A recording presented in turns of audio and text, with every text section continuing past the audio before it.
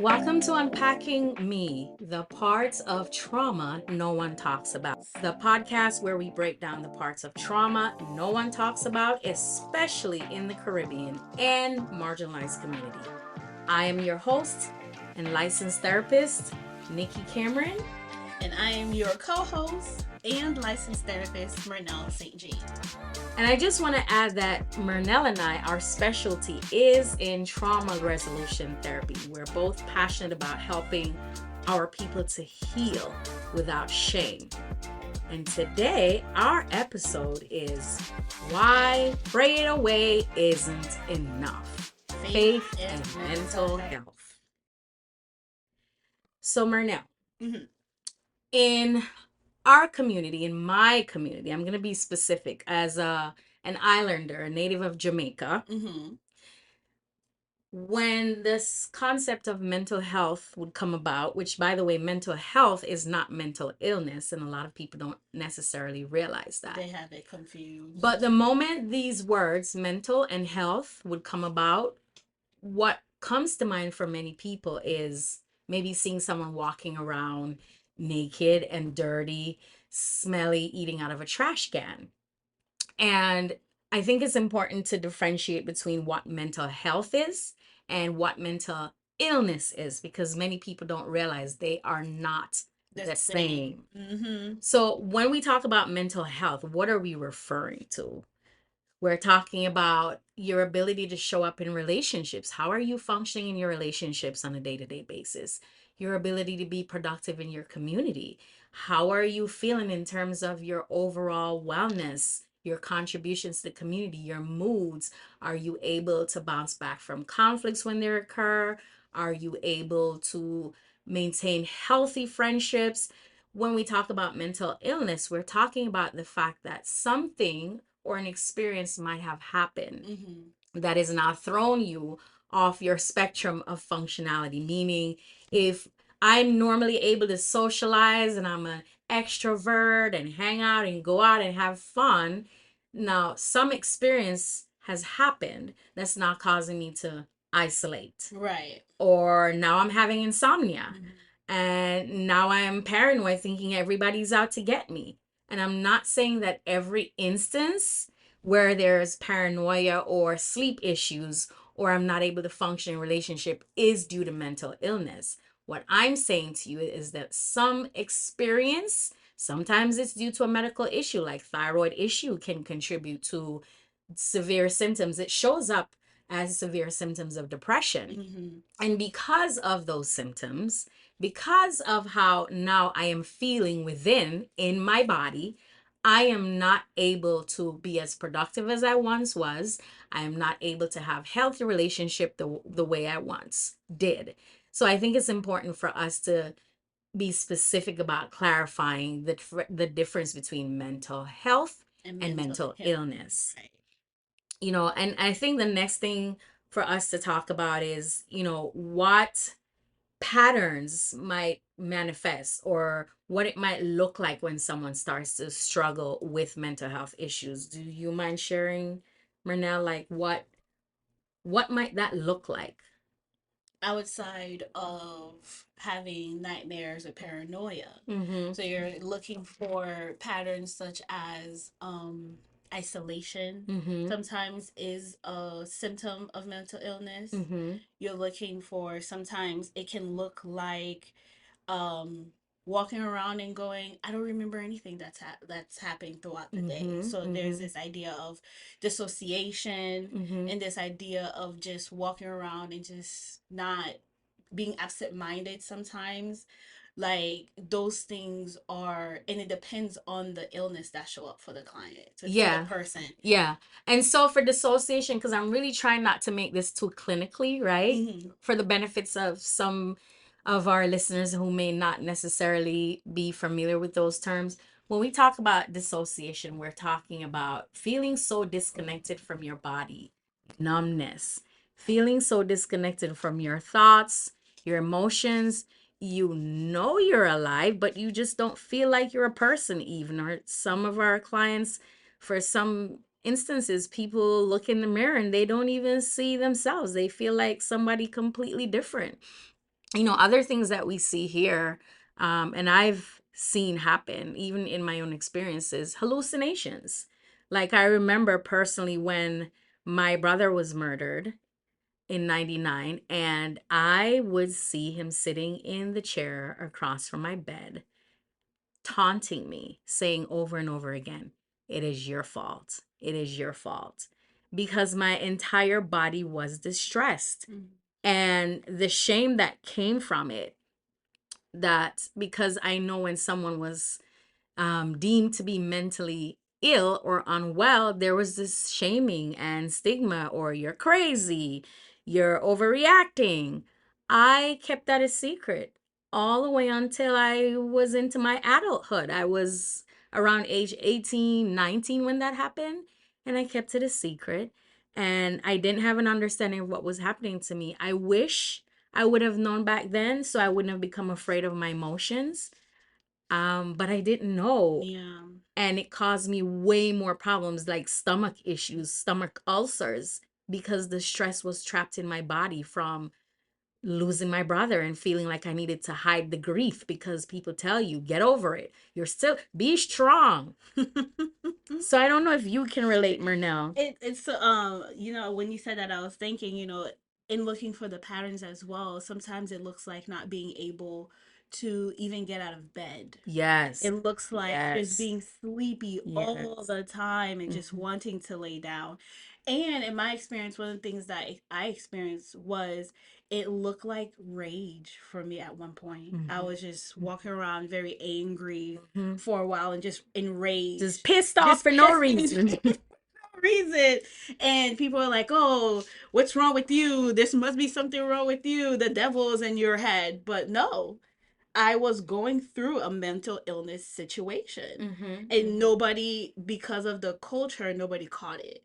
Because of Yeah. the stigma, nobody Yeah. saw it. It took me a while to come out of it. Yeah. And Yeah. so that's how I've experienced it. In nightmares, I used to have serious nightmares. Mm-hmm. And Mm-hmm. so oftentimes I think when we are experiencing these mental illness situations, people don't recognize, and you are very much stigmatized.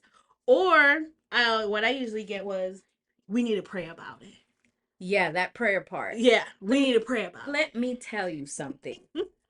No one prayed as much as I prayed. it. Okay. When I say I would fall on my face and cry out to God out of fear and desperation, Yes. it was so hard for me sometimes. I would literally beg God to not wake me up the next morning. Like when I would wake up the next morning, I would be pissed Mm-hmm. because it was another day of torment. And one of the worst things that happened for me is that my face broke out. Mm. I went from doctor to doctor to doctor, and no one could tell me what was going on. They would give me different reasons, and nothing that they prescribed would help. But what no one explained to me is that when your cortisol levels, when your Very high. stress hormones Mm-hmm. high and off balance, that can result in skin issues. It affects your liver, it affects your adrenal glands. No one told me that. And so I prayed and prayed. I prayed until I was pissed with God. Mm-hmm. I prayed so much until I was pissed with God. People would pray. I had a pastor come to my house and tell me when I told him, oh, I almost forgot. I did tell a pastor I was hallucinating. And he said to me, you know what you should do? What? You should volunteer. How how is that good? Volunteer at the Yes, church? yes. He Okay. said I needed to be more involved in church because if I'm more involved in church, that would distract me. From the hallucinations that follow you Yes, around. yes. Okay. And so, I mean, I'm a 19-year-old. I'm listening to him because he's supposed to be The the expert. ultimate leader, the man Mm-hmm. of God. But at no point did he say to me Mm. or my mother, hey, have you considered putting your kids in therapy? This is a major loss. And I'm not blaming him because he was Caribbean too. People do the What best they they know. can, But this shaming and thinking that is because I wasn't perfect while I was suffering, and you need to be perfect. If you're not perfect, then God's not with you. Is my understanding of what was ingrained in me from church, you know? Yeah.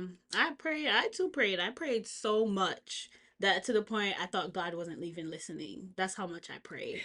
And it Man. got to a point where you're praying about it, praying about it, praying about it. I'm crying out, and I just couldn't pray Oh, anymore, I get that. and just stop praying. You know, the other piece of it is this faith piece. Mm. I had no understanding of what the hell faith meant. Mm. I would always hear, I thought I understood, but then I realized that it was confusing. Like I didn't know how to put it in action because I would hear it in church and they would all say, faith is the substance of things, right? Unseen. Unseen, evidence, hope for. And I'm like, but what the hell does that mean to me? What does that mean to Right. a kid? I don't know. And then they'd say, well, faith without works is dead. Mm-hmm. I didn't understand. So I thought praying was the work because if faith without works is Is dead, dead then let me pray. and I'm praying, I then get it. then that's the work. If I'm Mm. reading my Bible, then that's the work. Mm-hmm. But what confused me was the fact that people would tell me that it wasn't okay to feel sad. I wasn't safe to feel what I felt Mm. with Christians because I would get rebuked sometimes for it, or dismissed, or being made to feel like I was doing something wrong. So I didn't understand this concept of faith. I felt like if I was praying and I was reading my Bible and I was going to church, then why wasn't that enough? Because I was doing works. At Mm-hmm. least that was my In view of your it. understanding. Yeah. Yeah, even for me, it got to a point where I didn't want to go to church anymore. It got to I that get point. that. So at Yeah. that place, I'm like, oh no, I've lost my faith Mm, because I couldn't pray and I didn't want to be around people who were consistently dismissing me and how mm-hmm. I was feeling or minimizing the situation because, oh, at least some people didn't wake up this morning, or at least some Yes, people yes, have it worse. yes. So it got to the point where, what faith? I don't want to go to church anymore. I don't Mm-hmm. want to be around Mm-hmm. Christians anymore. I don't want to be around anybody. I've lost it. So now, does God even love me? And becomes this idea of you lose faith and we lose ourselves in that experience Yeah, because yeah, mental illness looks like that. And when we're told to pray about it and have faith and told all of these things, but with no real direction, no real understanding, and no real help, yes. it you kind of, I find myself losing myself. So the other piece to that is the fact that, huh, I'm not knocking praying. I think praying spirituality is crucial in recovery. As a matter of fact, Mm. I found that incorporating my spiritual beliefs into my healing has enhanced it and made things be even more effective and go even Yes. faster. Yes. So I'm not knocking spirituality, I'm not knocking faith.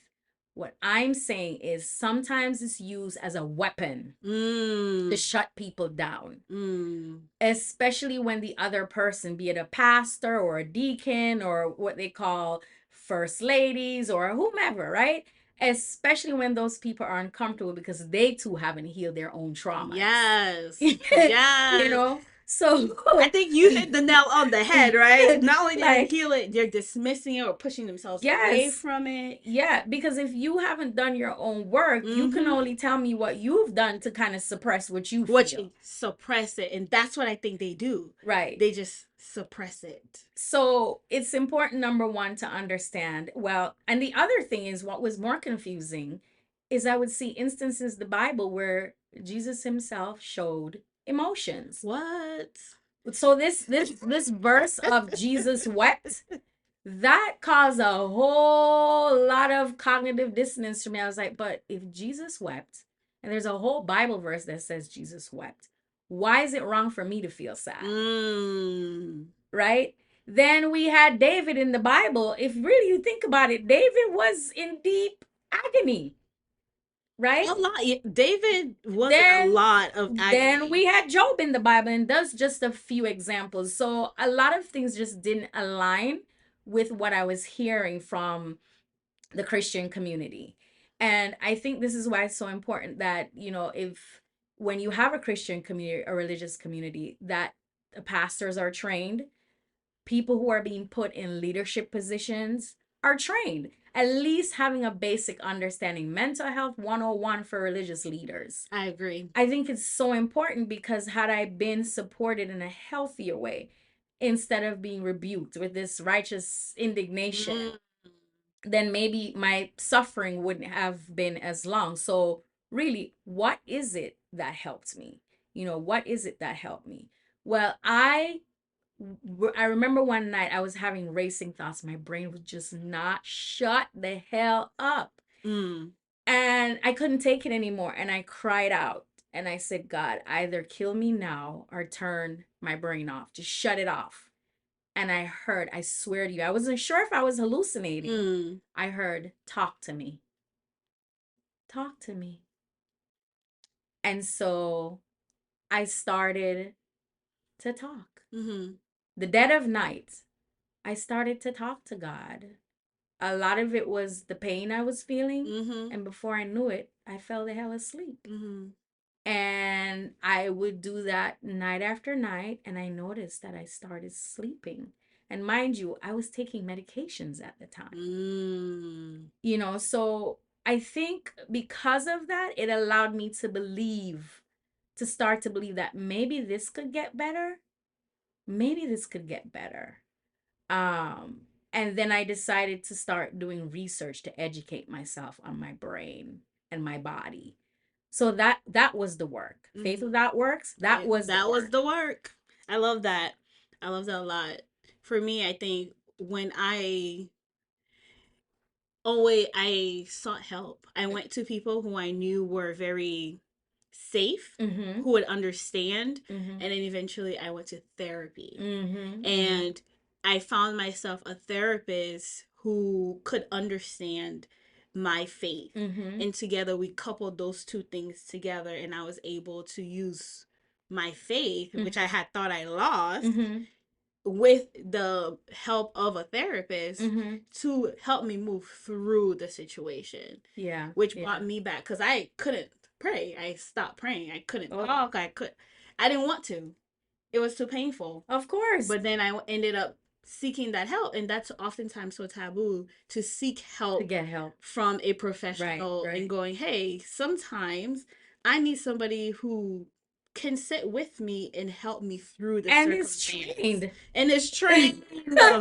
it's trained. And I find it so interesting that when someone's not doing well, pastors or leadership or a fellow Christian congregation members will say, well, did you go see the doctor?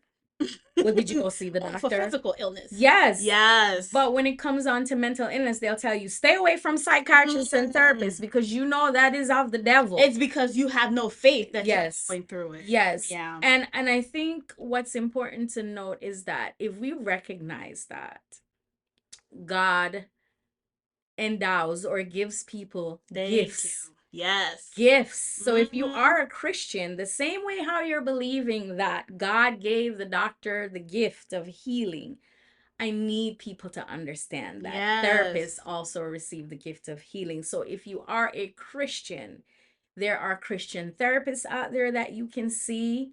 And I'll speak for me myself. I go into the therapy room saying, God, use me as a vessel and help people to experience your healing Mm-hmm. and love through Through me. me. And I want to also note a lot of people come into the session saying, I'm crazy. No, you're not crazy. Your nervous system is just off balance because your body, your entire system is prioritizing protecting you and it feels safe.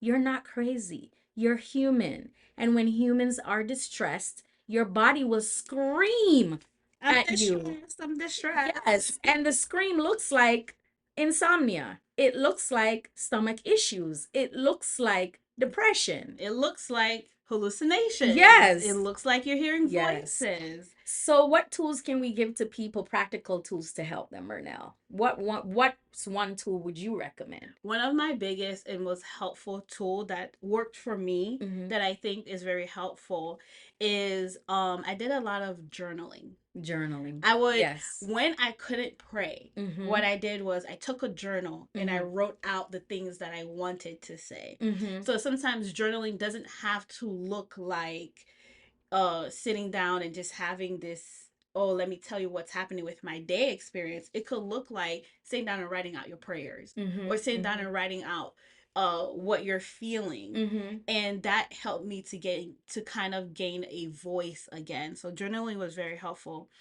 Okay. And that's when I started to learn how to set boundaries.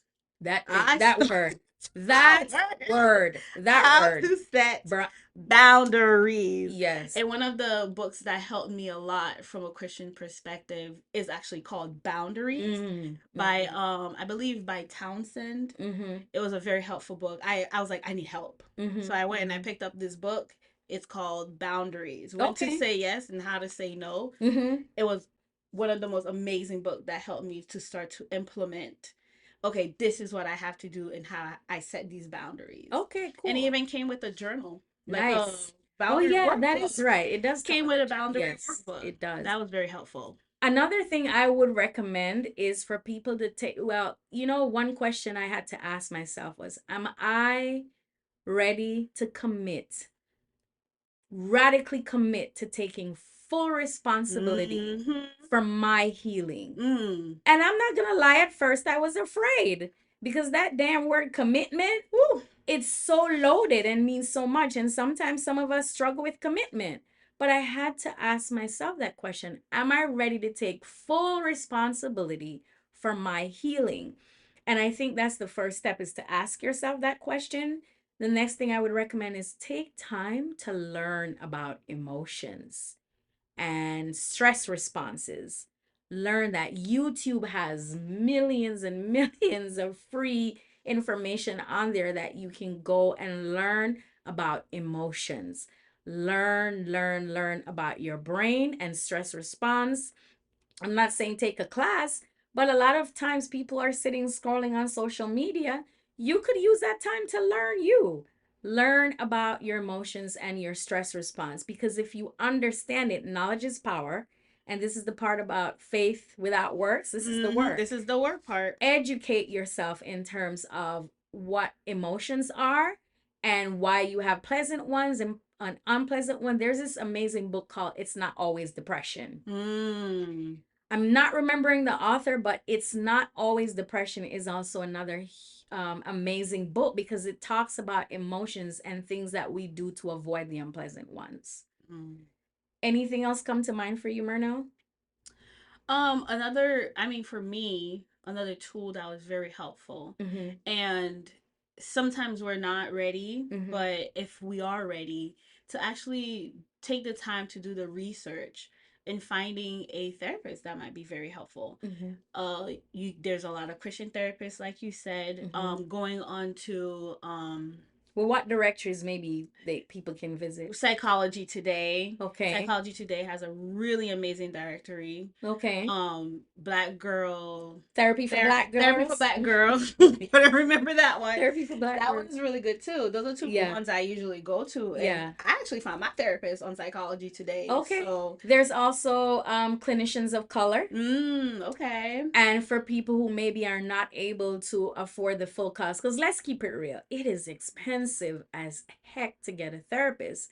But you have directories like Therapy Route Mm. and Open Path Collective, where sometimes therapists will drop their rate to as low as $30 per session, or $60 per session, just to make the care more accessible. Mm-hmm. So I agree with you. It's important to do your research and get the support. You deserve to have support. And I think it's, if we were to ask quickly, where do you find yourself silencing, Mm. right? Or killing parts of you just so you can have peace? Wow, that's powerful. Where do you see yourself silencing you, or I should say, stifling or trying to kill parts of you just so you can have peace? I'll never forget a client said to me, I wanted peace so badly that I was willing to kill myself to get it. And I felt that deep in my core, because that's how I felt. Yeah, I've been there. That's how I felt at that time when I was, in my teenage years, not knowing what the heck to do. And I think it's important to ask ourselves this question. There's nothing weak about healing. God wants you to be well. God wants you to be prosperous. You deserve to be happy and whole and well. And you do have to work for it. Yes. And I think that's the scary part. You do. I like how you say God wants you to be whole. A lot Yes. of the times we don't think, like, we forget that He does, and that means mind, body, and soul. Yes. And Yes. so, Yes. but yes, the biggest part of it is Yes. you gotta work your butt off for it. Yes, and you deserve to be well. You Yes. deserve to be whole. There is nothing on the face of this earth that you have done that makes you unredeemable or not Mm, worthy of healing, you yes. know? So I encourage people to understand you are not crazy, you're human. And trying to push your feelings down just so that you can feel accepted around other people, that is dehumanizing yourself. Yes. That is dehumanizing yourself. You get to show up and be authentic. And if the space you're trying to do it in isn't working for you, that's why we have support groups like Wildflower Mm, Alliance or Adult Children of Alcoholics and Dysfunctional Families. That's another group that people can go to. Go to spaces where you will feel understood and supported, not judged and condemned. yeah. So I mean, is there anything else you want to leave with our listeners?